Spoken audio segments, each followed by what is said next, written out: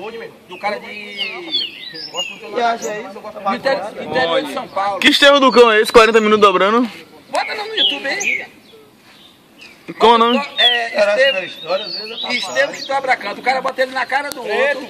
Depois tira ele e fica assim em cima de uma mesa na beira da piscina. Bota aí pra tu ver no YouTube. Pra tu ver. Pretinho, se ele não reagir sozinho, meu filho, nem com a fêmea dele. Aí reagindo, tá doido, tá fazendo seus cantinhos aí, calma, Sim, eu tô dizendo, não adianta. Tu aí pode segurar um pouquinho. Daqui a pouco, se ele não quiser cantar, pode trazer a fêmea dele e colar ali que ele cuida. Ah, pô, trazer a mulher dele, filho? Aonde? Você precisa ver, pai. A mulher desse bicho, como é que tá na gaiola, chega a ficar doida. Quando eu chego, porque ele começa a cantar, ela fica doida, pô.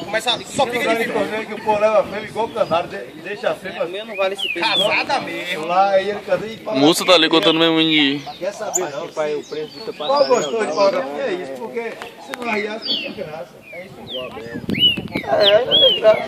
Você bota ele fica cantando os dois na casa do outro o dia todo. O gostoso é porque é rei, pô. Ah, você tá falando isso porque o seu começou a abrir os canos. O maluco ficou lá e pagar minha fêmea de Estevam. Quando ele não abre, você vê. Quanto tá vendo?